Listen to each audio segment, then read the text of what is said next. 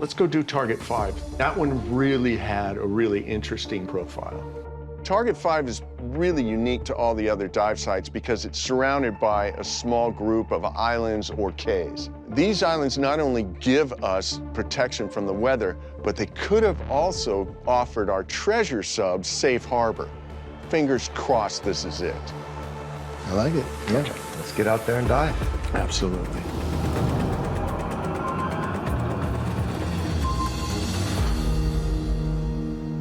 Out of all the targets, this is the one furthest west, and I don't think that's just by pure coincidence. I have a feeling it has to do with these cays. This is unique and different from all the other targets. So many ideas are running through my head. Why here?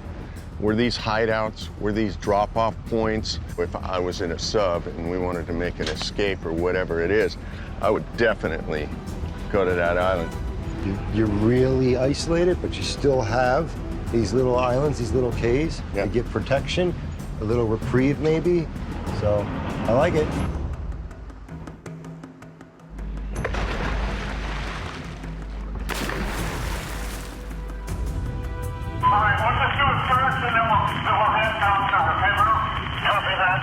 Although the team hopes to find a fully intact submarine, it's more likely the vessel lies in pieces on the ocean floor. Okay, let's go.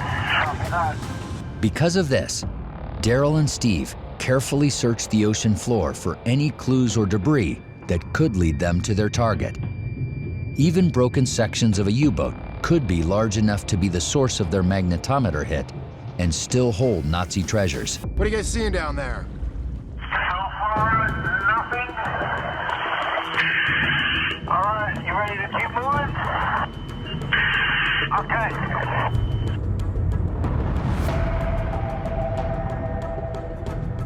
Sit down here a while. It looks like we're stirring up the sand, which is decreasing our visibility.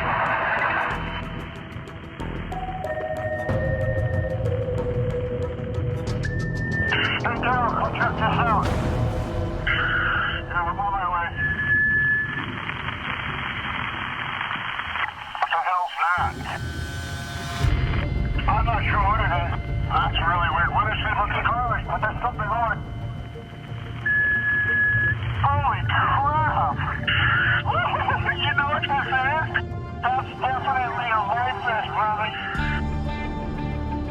A life jacket in the ocean is nothing unusual, but I can immediately tell this is old. This is an original life vest, bro. Hey, Daryl. Hello. I'm at 300, so we can probably hit up. Yeah, but I don't know. Daryl and Steve return to the surface to get Garth's input on their discovery. That's pretty cool. This is very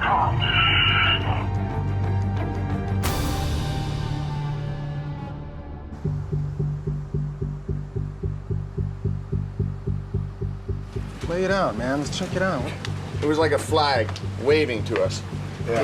It was creepy looking. Didn't know what it was at first. I just thought it was a piece of trash, you know? I just thought it was garbage that just floated down there. But as soon as I started pulling it and then I saw this, I knew right away it was a life vest, but I didn't know how old. Does that look like World War II era? It does, yeah. No, it absolutely does. Because it's honestly, because it's not very sophisticated. Yeah. Look at this. See this stitching? Yeah. And that right there, that is like all over the place on backpacks and all that stuff. It's just kind of the way they did things, Right. Reinforced canvas.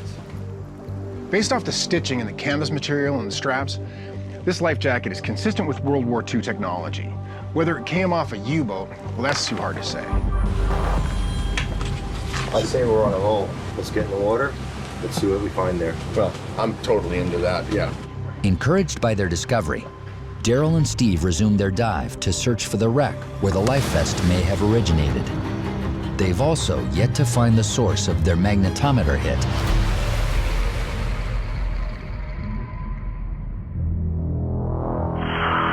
Are we going all the way to the reef?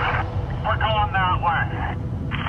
Okay, here we go. Using an underwater metal detector, the team attempts to pick up the trail where they left off.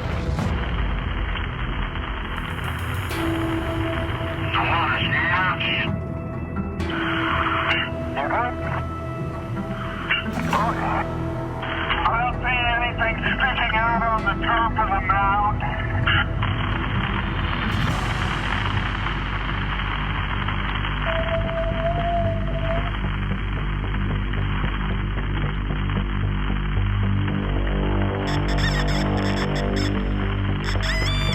I got something else here, Steve. Copy that. What do you have? I have no idea, but it's old. I'm not sure what it is. Something mechanical, definitely not colonial. Definitely some sort of valve system. I don't know. It's exciting to find this valve because these little discoveries can turn out to be big clues. Here, I'll give it to you. Let's go this way. At the same time, I'm concerned because we've covered a lot of ground. Are you finding anything up there now? Not as of yet. If there is a U-boat here, we should have seen it by now. We should probably get up for the day. Copy that. The boat's over here, right? Yeah, somewhere. With oxygen tanks running low and poor visibility making it difficult to search, Daryl decides to end today's dive and regroup. All right, so we got this, It's like a valve. it's almost like a valve, some sort of, it's a right angle valve. pressure valve. I'll let you take a look at it, but there's some It's material got on the fabric edges. here. Some kind of gasket along there. Yeah, is that rubbery on the Yeah, inside it's there like a too? gasket. I don't know. We found this near the life vest. Really? So that's another thing that's really interesting to me because this Yeah. seems to be like the same type of material. I don't know. Yeah, but you know who'd know exactly what this is Bill Palmer. Okay. We can find out what that is. Okay. Oh, very cool. Yeah.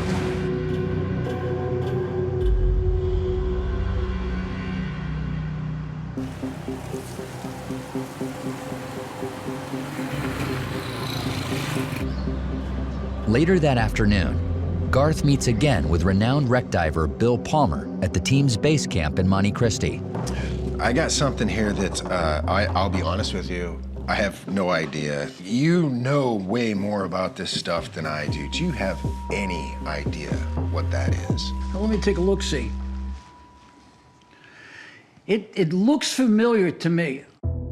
Palmer is famed as one of the first recreational divers to explore U-Boat 853, a German submarine that was sunk off the coast of Rhode Island in 1945. Since diving the wreck in 1972, Palmer has logged thousands of hours diving and studying U-boats. I, on the U-853, found a life raft. Now, there's 50 life rafts, you know, one for everybody on board. And this looks like the inflation device that was affixed to an air cylinder to inflate the raft. So these are one-man rafts? They have Yeah. one per man. One per man. What's interesting is that they had everything on the life raft. They had a cup to catch fresh water. They had a sea anchor to hold them into the sea. And they also had some rations as well.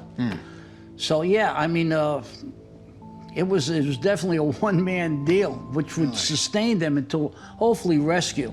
Wow. You know, we found an old life vest right in that same area, just off the shore of this pretty good-sized quay. So it makes perfect sense that, you know, that one would go with the other. Life vest, get the boat ready, in the water, out of there. Sure. But I have to wonder, you know, what were they getting off the boat for? You know, again, my opinion, you wouldn't leave the U-boat if it was in good operating conditions. So, if it had severe mechanical problems, if the boat was sinking, or for that matter, if they were ordered to scuttle it, those are the only three reasons why you would leave the boat.